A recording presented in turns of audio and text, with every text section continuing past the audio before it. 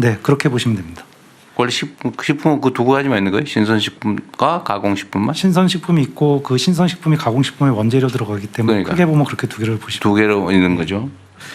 그래서 또 이러한 상황은 또 소득 계층 간 인플레이션 불평등을 발생시키는데요. 그 이유는 고소득층의 경우 전체 지출에서 식료품 같은 필수재의 비중이 작은 반면에 취약계층의 경우에는 식료품의 비중이 높습니다. 그래서 제일 오른쪽 그래프가 실제로 그러한 물가 불평등을 보여주고 있습니다. 다음 페이지로 가겠습니다. 자, 지금까지는 우리나라 내에서 안에서 물가가 시간의 흐름에 따라 어떻게 변해왔는지를 말씀드렸습니다. 그러나 이게 이제 뭐 전체적인 그림을 보여주지는 못합니다. 예를 들어서 식료품 물가가 빠르게 상승해 왔다고 하더라도 아직 외국에 비해 뭐 식료품 물가 수준이 낮다면 또는 감내할 만하다면 그래도 아직 괜찮은 것이 아니냐 뭐 이렇게 생각하실 수도 있는데요. 하지만 국제 비교를 해보면 그렇지 않다는 사실을 알 수가 있습니다. 먼저 우리나라의 전반적인 그러니까 평균적인 물가 수준은 OECD 국가 중 중간 정도인데요. 그런데 이제 그게 평균이 그렇다는 것이고 세부 품목별로 보면 어떤 품목은 OECD 평균에 비해 높고 어떤 품목은 낮습니다. 그래서 저희가 이제 세 가지 지수를 활용해 비교해 보았는데 아래 왼쪽에 막대 그래프를 보시면 식료품의 경우 뭐 세 가지 중에 어떤 지수를 보더라도 OECD 평균의 1.5배 정도 되어서 가격 차이가 꽤 큰 것을 아실 수가 있습니다. 오른쪽 그래프에서도 비슷한 패턴을 보실 수가 있는데요. 제일 첫 번째 그래프가 식료품을 보여주는데 가로축은 1인당 GDP 즉 이제 우리나라 1인당 소득이 되겠고요. 우리나라뿐만이 아니라 여러 나라들의 이제 소득이 되겠습니다. 세로축은 식료품 물가가 되는데 보시면 우리나라가 소득 수준이 비슷한 국가들과 비교할 때뿐만 아니라 심지어 소득 수준이 더 높은 국가들하고 비교해 보아도 식료품 부담이 유난히 큰 것을 알 수가 있습니다. 더 세부적으로 보면 여기 나오진 않았지만 사과, 감자, 돼지고기 등 농축산물을 중심으로 특히 물가가 높습니다. 즉 이제 다른 선진국 대비 우리나라 소비자가 과일, 채소, 육류 등의 높은 가격을 지불하고 있고요. 또한 이제 아까 말씀드린 대로 농산물이 가공식품의 원재료도 되기 때문에 가공식품 가격을 상승시키는 요인도 되고 있습니다. 네, 잠깐만요. 네. 그 1페이지에 그 누적 물가 상승률 여기에 그 그림을 제가 보면 이게 확 차이가 벌어지는 게 그러니까 생활 물가보다 식료품 물가가 확 많이 올라가기 시작한 시점이 22년부터예요 보니까. 네, 그렇습니다.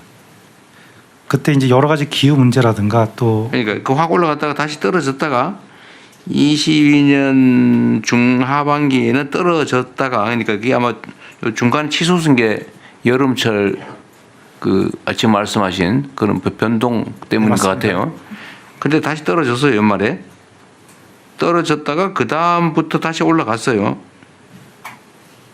근데 이게 올라갔다 내려간 거는 아마 여름이 아닌 변동이 적은 시기인 것 같고 올라간 건 여름철 뭐 태풍 뭐 이런 요인인 것 같아요 보니까 그죠. 근데 어쨌든 추세적으로 쭉 벌어지고 있는 거는 이 신선식품의 그 변동폭 더하기 가공식품들의 가격이 상대적으로 이때부터 많이 벌어졌다 그 말이죠.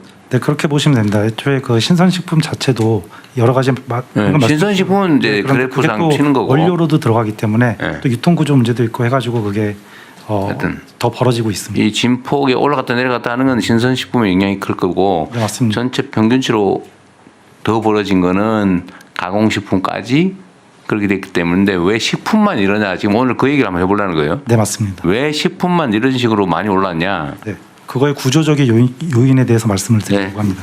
그러시죠. 네, 다음 페이지로 가겠습니다. 그래서 이제 제가 강조드리고 싶은 점은 지금까지 이제 보여드린 이러한 이제 뭐 식료품 물가 문제가 단기적인 경제 상황에 따라 생겼다가 없어지거나 그런 단기적인 현상은 아니라는 것입니다. 지금 수십 년 동안 식료품 가격이 다른 품목 대비 빠르게 상승해 왔고 또 그리고 주요국가의 가격 격차 또한 구조적으로 지금 지속 내지 확대되고 있는 것으로 보입니다. 그렇다면 이제 왜 그러하냐? 여러 이제 요인이 복합적으로 작용을 했겠지만 선행 분석 등을 종합해 보면 크게 이제 세 가지 요인이 있습니다. 첫 번째는 유통 비용 상승입니다. 중간에 왼쪽 그래프를 보시면 소비자 가격이 농가 판매 가격에 비해 더 빠르게 상승해 왔음을 알 수 있습니다. 관련하여 이제 오른쪽 그래프를 보면 방금 대통령께서 말씀하신 대로 유통 비용률이 98년에 약 40%에서 2023년 약 50%로 10% 포인트 가량 상승을 했습니다.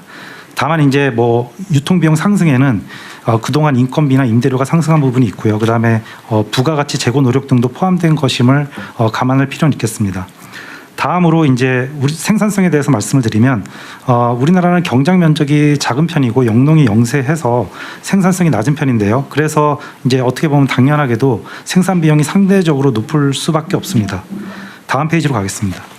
그래서 앞으로도 농가 고령화 속도, 기후 변화, 그다음에 지리적 여건 등을 고려하면 생산성 제고 측면에서 어려움이 클 수 있는데 이를 이제 또 극복해야 하는 과제가 있습니다.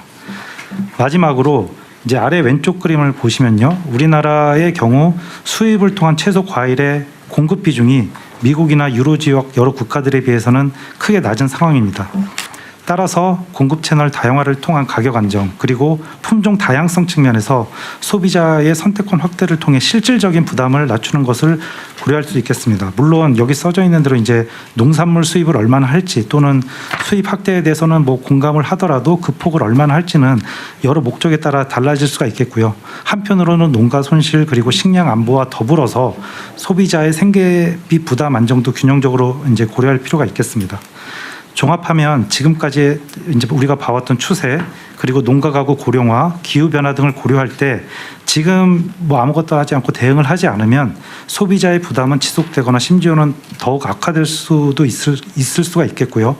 단기적으로는 할인 지원,